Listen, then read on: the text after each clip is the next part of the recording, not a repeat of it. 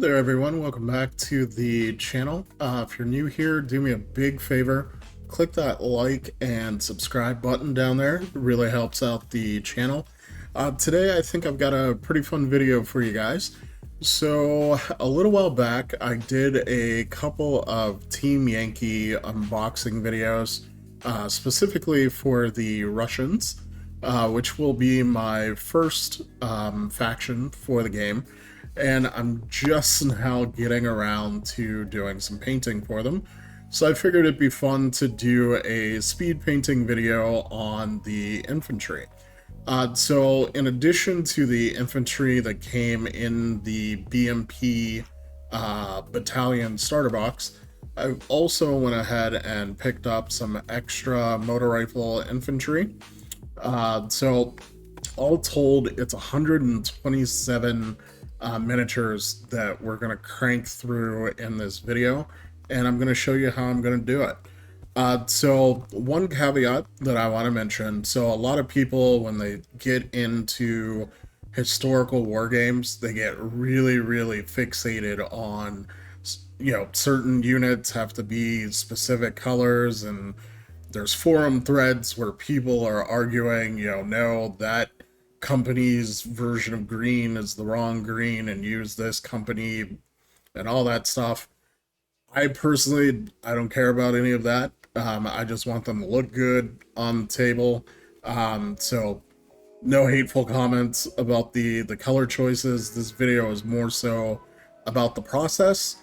You can use, you know, my colors, or you can use any colors that you want. But on that note, primarily, we're going to be working with the ammo Russian 4BO color palette, and there'll be a couple of other colors that we're going to use.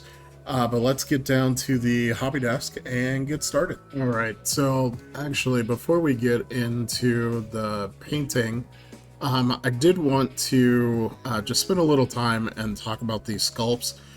So these resin figures from Battlefront, when you get a sprue that was casted perfectly, these miniatures are absolutely fantastic. There's very little flash.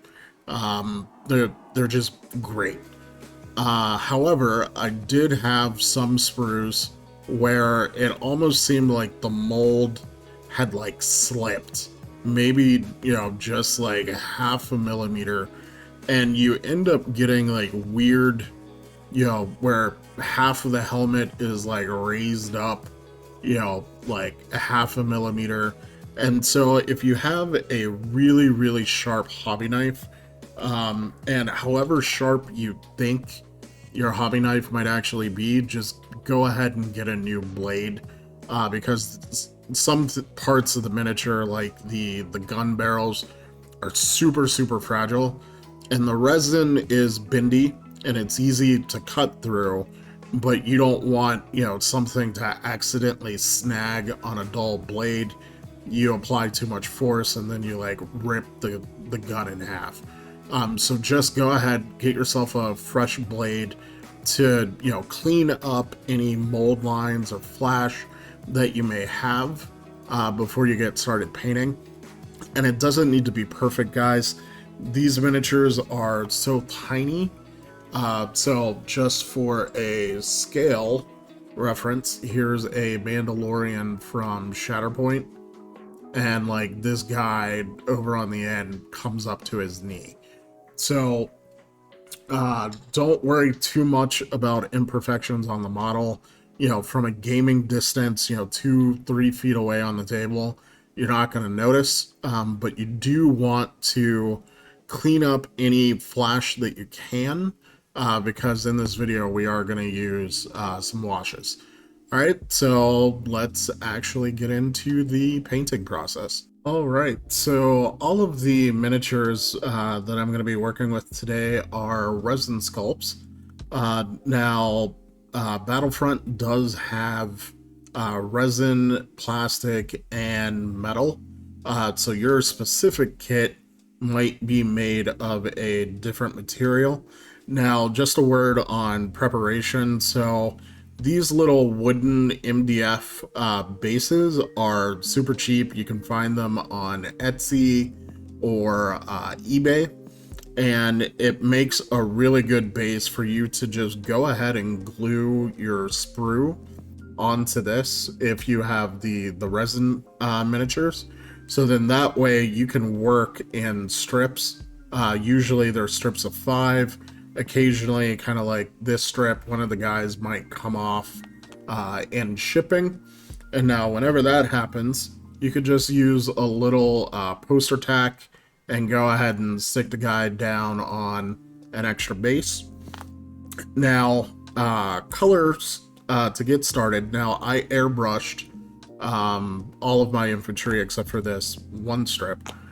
And to prime it, I went ahead and used this Vallejo olive drab color primer. And then I did a zenithal with the Russian green base by Ammo. Now, you could make this as complicated as you want. I'm aiming more so for speed.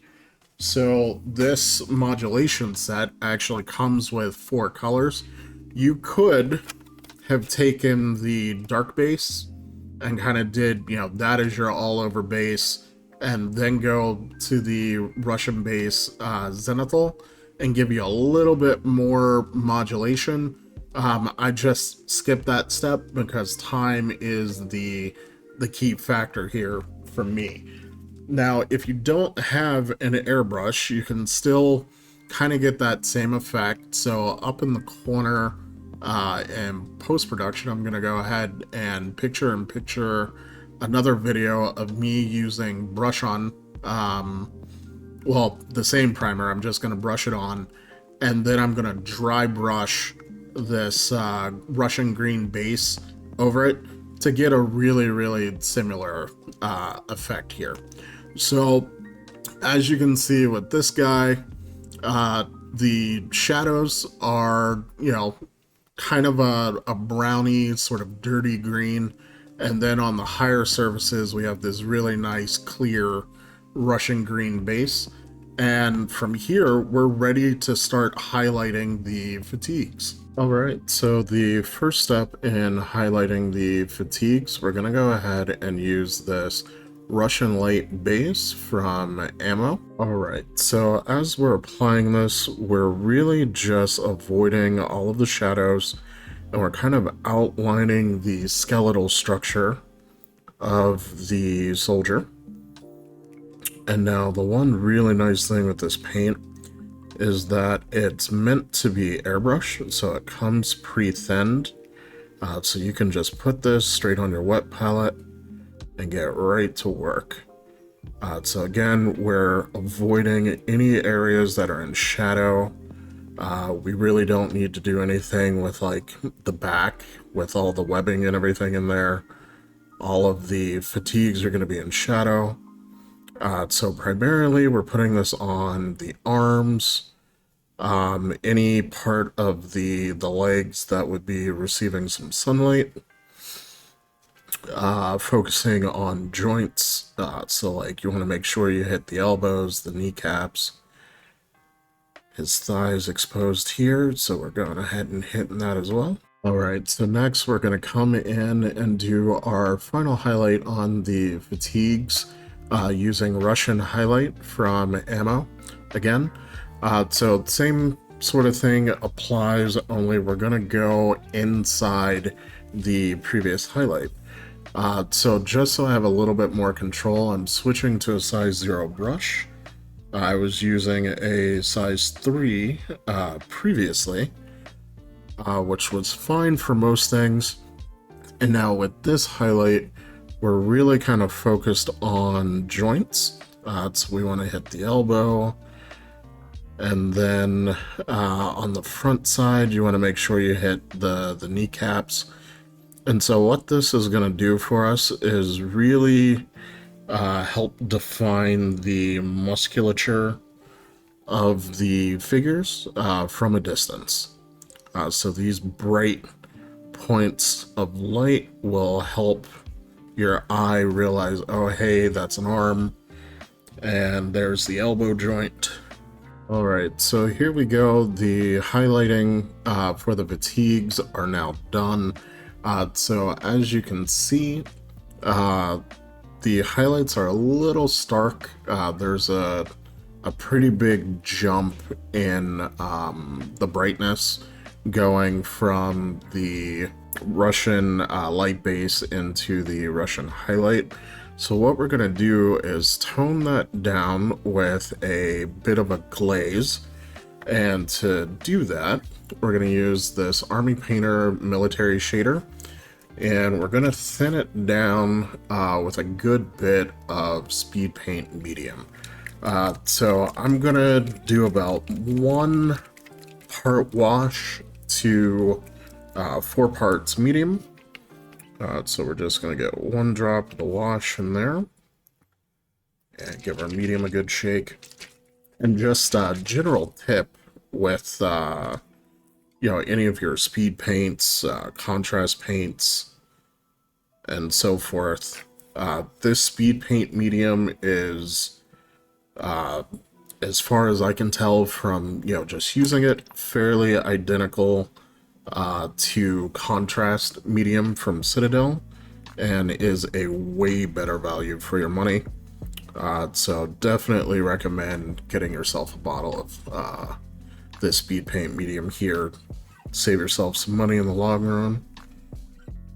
Alright, all we're going to do is load up our brush and then slather this over the entirety of the miniatures.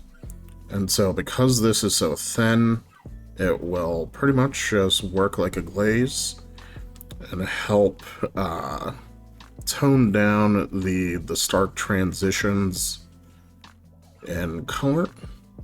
It will also darken down the hard surfaces that we wanted to stay green, so like the helmets. And then we don't care if this wash gets on other parts of the mini, because we're going to go ahead and base coat those in their appropriate colors after this dries.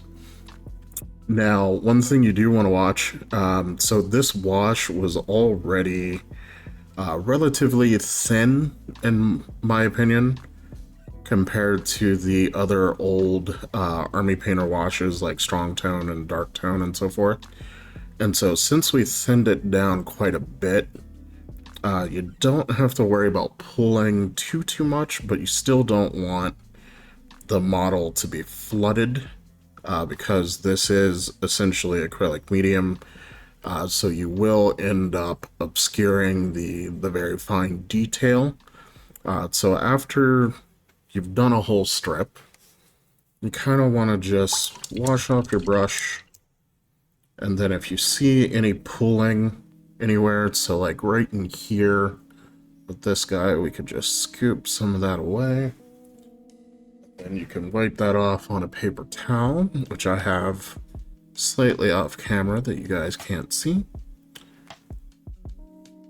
But yeah, just clean up that pooling, and then we'll let this wash dry, and then we'll be ready for the next step. So the wash isn't completely dry yet, but it's dry enough for us to get started on the next step. So next we're going to do everything that I want to be black on the miniature. So that's going to be the weapons as well as the boots. And typically when I'm painting black, I don't like to actually paint black. So for this, I'm going to use Abyssal Blue from Scale 75 Scale Color. And this is a very, very dark blue, which is just generally a good color to start from if you want to do like a non-metallic metal and you need something dark in your shadows. This is a really great color for that. But here we're going to base coat all of the guns and boots. So I'm back to my size 3 brush, and I want to call that out just because even though these miniatures are super tiny, you don't need to always use a super tiny brush which ultimately will slow you down. The most important thing is that you've got a really good tip on your brush. So the majority of these miniatures I'm actually going to paint with this size 3 brush and try to only switch to my size 0 if I absolutely have to. Another tip here is if you are sort of batch painting like I am, you kind of want to jump from figure to figure so that you don't have to change the orientation of the model, which is just an efficiency thing. It'll help you, save a little bit of time.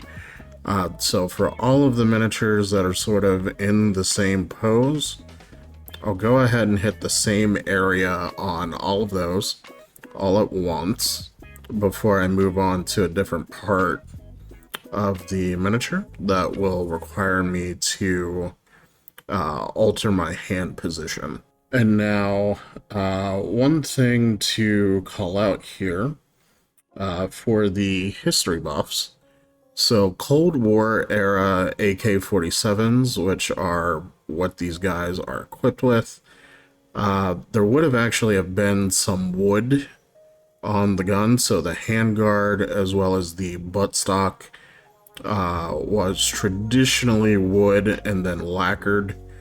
I want to say it was until the late 80s, maybe early 90s, where they started producing all metal or some polycarbonate plastic designs. However, this is sort of like a alternate history game. It's not completely based in history, so it is feasible that the Soviet army may have with the war going hot, been looking for ways to modernize their equipment or make them easier to produce. So in my personal opinion, if you wanted to leave all of your guns black, I don't think there's really an issue there.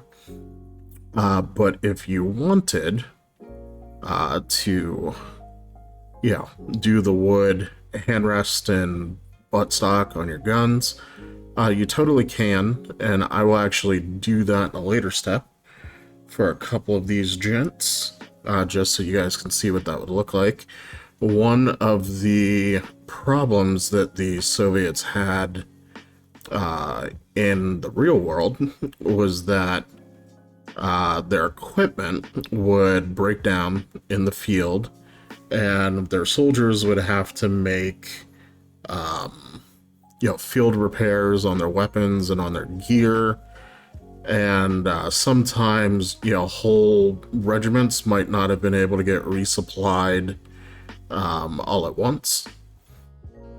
Supply was a little bit of an issue for them, so it's perfectly feasible that within a platoon you could actually have soldiers that were supplied somewhat differently.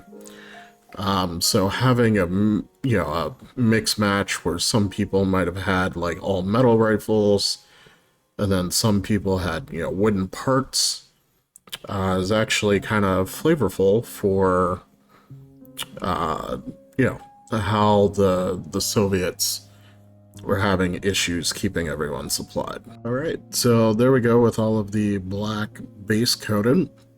Now, if you want to add just a little bit more of a boost in the overall look, you can mix a touch of ivory. I'm using Vallejo model color into the abyssal blue to lighten it up just a little bit, and then we can do a very fine highlight on the gun. Now, I personally, I'm not recommending that you try highlighting the boots. They're going to be, in shadow for the most part, and probably partially obscured by your ground cover. So I don't think you need to worry about the boots so much, but it will help make the guns just a little bit more readable. So all we're gonna do is put some very fine highlights on the gun, kind of focusing on any hard edges that might be there. And now this might look very, very stark when you first apply it, but with the Scale 75 paints, I tend to find that as they dry, they'll naturally darken down just a little bit. All right, so next up, we're gonna work on the webbing. So I wanted a very, very light khaki color. So I'm using Vallejo Model Color Khaki, and then I'm gonna mix in about a 1-to-1 ratio of Scale Color Pale Skin. And now this is going to be the start of the detail work. So this is going to be a little nerve-wracking if you've never painted something quite this small. So I do recommend dropping down to a smaller brush with a finer tip for this. But literally all of the pouches and the straps, we're going to just go ahead and base coat in this light khaki color. So you're going to want to just take your time, try and be as neat as possible. Don't get anything on the fatigues, but if you happen to make a mistake, it's not the end of the world. You can just go and touch that up once you're done with your previous color. All right, and here we go with the webbing complete. Again, you do want to use that smaller brush. I don't know if it'll focus too well, but there are some very, very, very thin straps coming over the shoulders, and having that super fine tip on your brush will let you hit that almost as if you were doing an edge highlight on a bigger miniature. Alright, but with that webbing out of the way, we're ready for the next step. Alright, so next we're going to work on the skin, and for the base coat, we're going to go ahead and mix a 1-to-1 ratio of Scale Color Pale Skin with Scale Color Pink Flesh. So these Scale Color paints, as far as skin goes, are some of the best paints I've ever worked with. A lot of companies, especially Citadel, a lot of their skin highlight tones tend to kind of be really chalky and kind of hard to use. And Scale 75 has become my go-to. Now, with these miniatures, you're really only looking at the hands and the face. There's not a whole lot of skin showing. But it is very, very fine detail. So I'm using that size 0 brush again, just running that along the fingers and the back side of the hand. And so you want your brush to be a little bit damp so that the paint will flow, but you don't want it so wet that it runs out of control. And so it'll take some getting used to, a little trial and error. But if you happen to make a mistake, you can always just tidy up with your previous color. And I do find that since we're coming over a dark base coat, we got that green underneath, you're probably going to need 2 coats to get some really nice coverage. Alright, so here we go with the skin completely base coated. And now if for some reason you don't love yourself, you can use pure pale skin to come in and just do some highlights. So I'd recommend, don't worry about the fingers, just keep this kind of relegated to the backs of the hands and maybe the cheekbones on the face.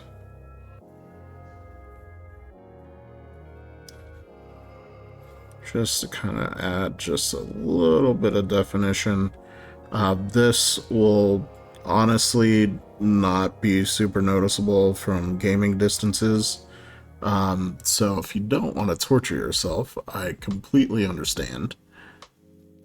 But if you're a perfectionist, adding this step can just give you a little bit of facial definition on these little tiny guys. Alright, so now we're moving into the final couple of details. So Soviet uniforms, they have these red bars on the shoulders. So to hit those, we're going to use scale colors Aldebaran Red. And again, these are very, very tiny details. If you wanted to skip them, I wouldn't blame you. However, it is probably the one part of the Soviet uniform that is fairly distinctive. So all I'm going to do, I didn't really thin this out too much, and the detail is sculpted, so I'm just going to take my tiny, tiny size 0 brush and try to be as accurate as possible. And just kind of lay the paint right on that detail.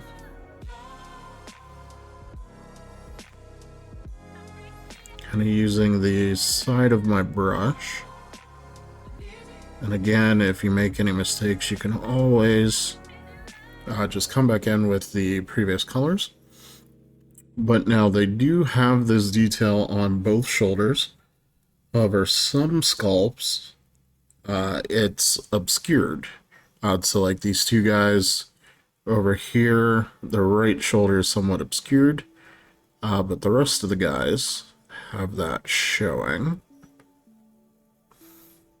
So we'll go ahead and dot that in.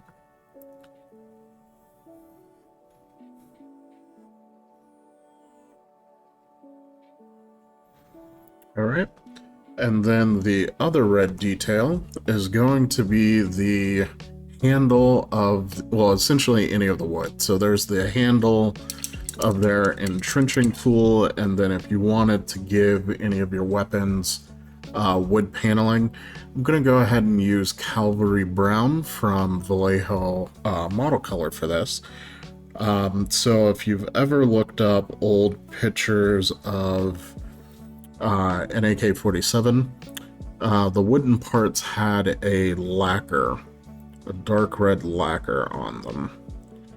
So we're just going to go ahead, just run a line of this color right down the handle on the entrenching tool. And don't be afraid to rotate the miniature to make that easier on yourself.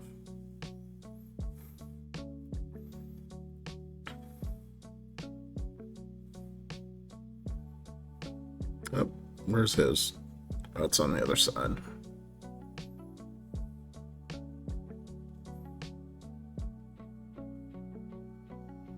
There we go. And then if you wanted to hit any of your guns, so it would be the buttstock here at the back.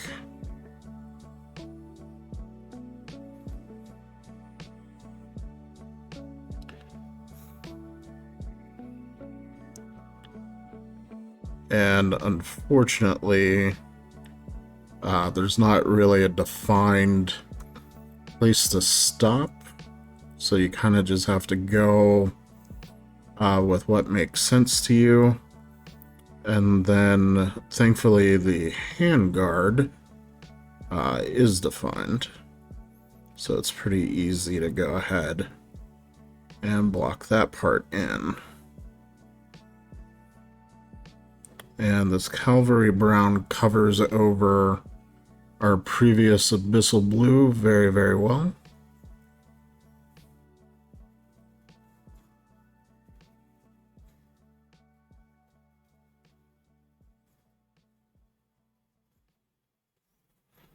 So, just like that. Alright, so the final detail that we have to paint is the soldiers actually have a unit patch on their arms, and now you could paint this in any color that you wanted. I really want that detail to stand out, so I'm going to go ahead and paint that in scale color sky blue. But very much like the shoulder detail, we're going to go ahead and use a smaller brush, and we don't want to thin the paint too much. We want this to go exactly where we place it.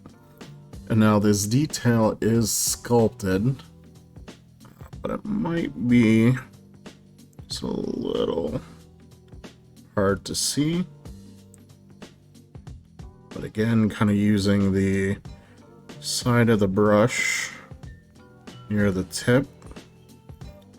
And you really want to steady your hands so my elbows are resting on the table so that I'm not shaking as much.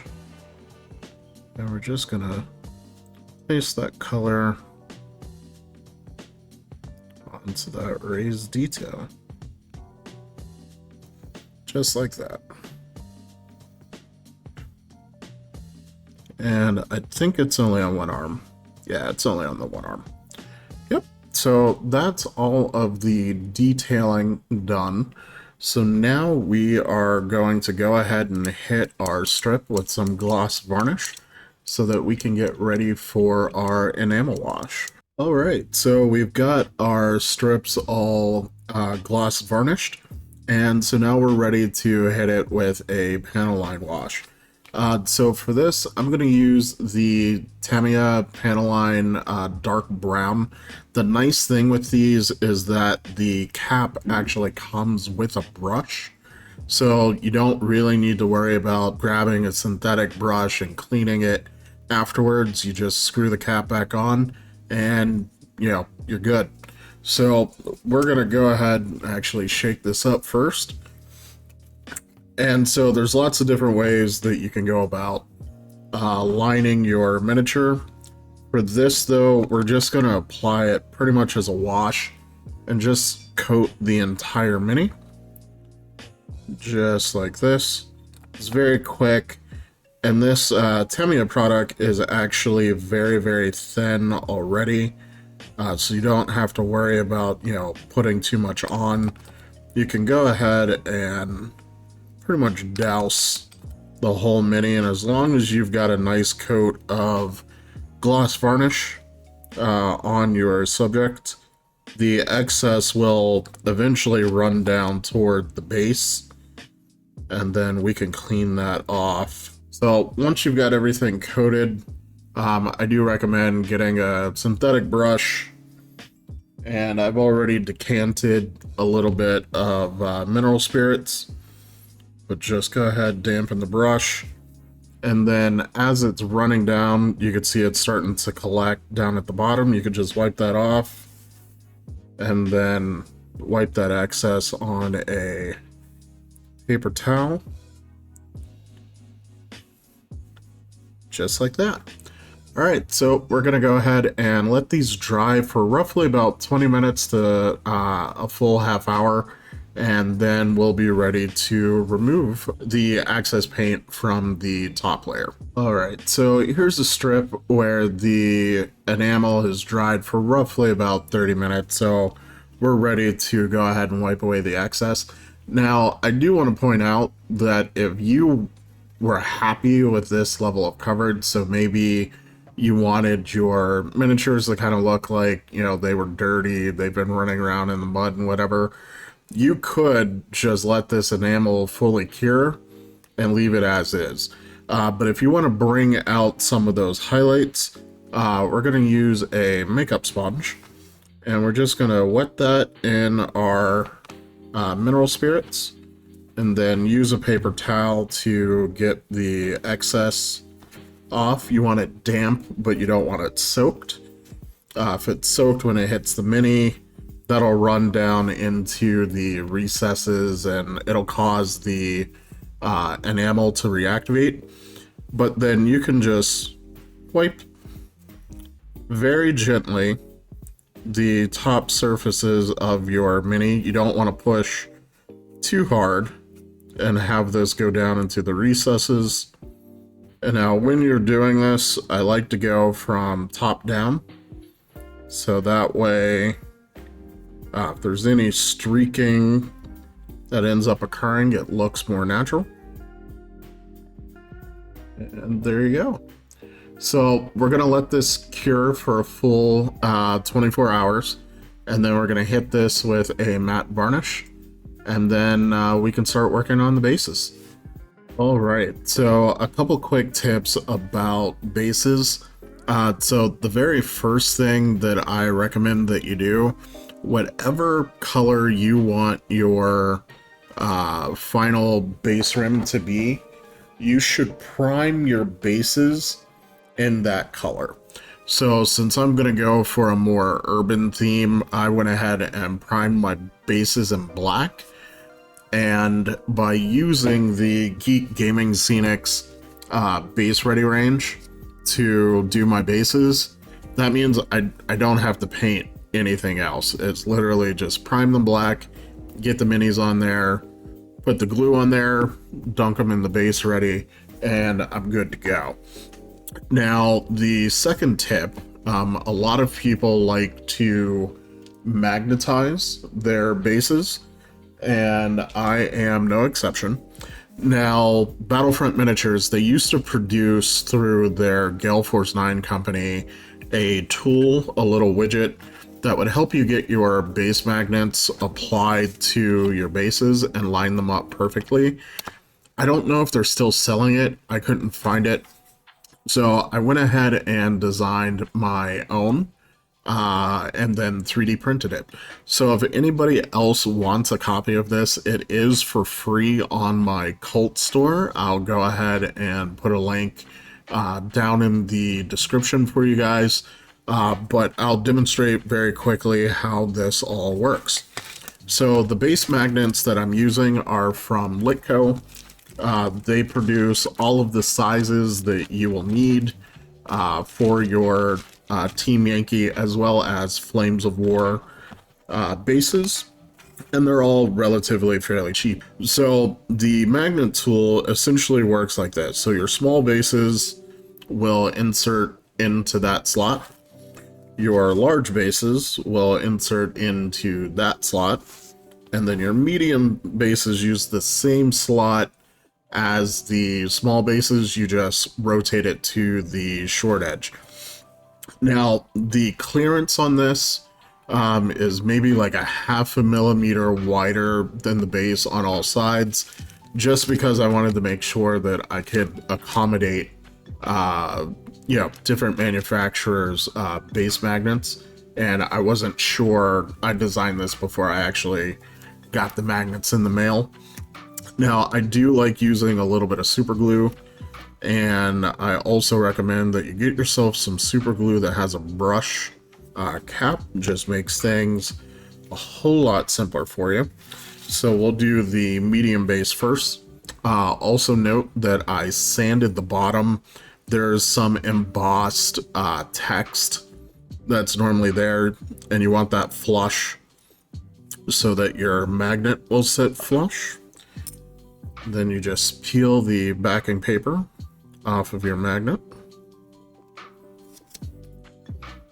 and slide that into the appropriate socket, and take your base and just push down. And it's as easy as that. So I do recommend that you magnetize your bases before you put the minis on them, because once you get the minis on them, it's kind of difficult to find a position to press down and make sure you get a good seal. So go ahead and magnetize those first if you're going to do it.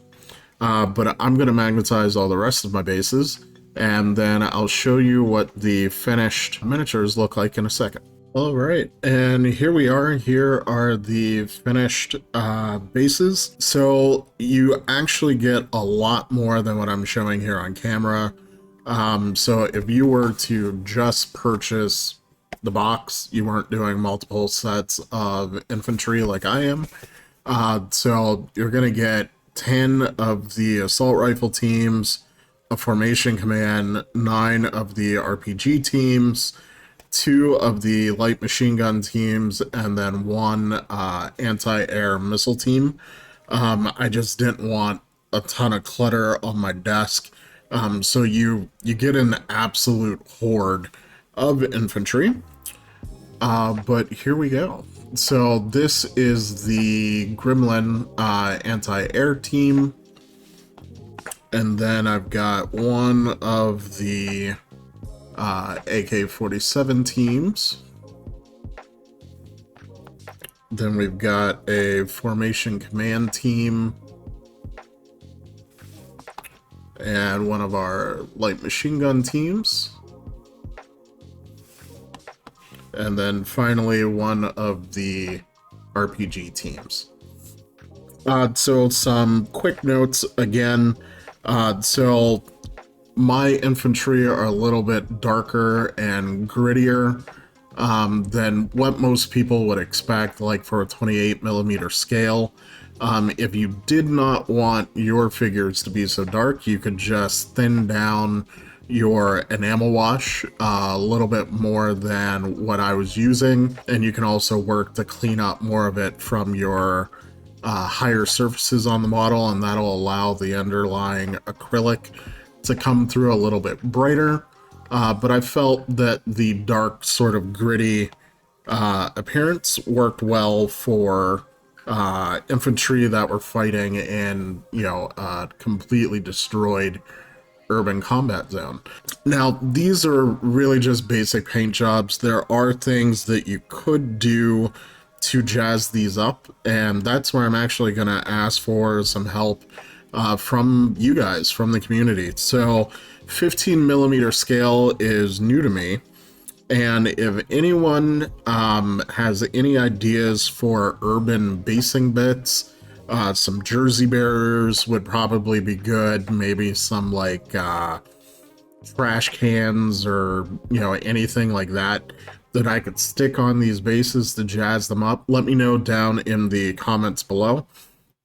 And then once I add some basing bits to these, I'll probably do another video where I add those basing bits and then maybe add some weathering powders to help blend everything together. But that's all I've got for today, guys. Hope you guys found this interesting and helpful, and I will see you in the next video.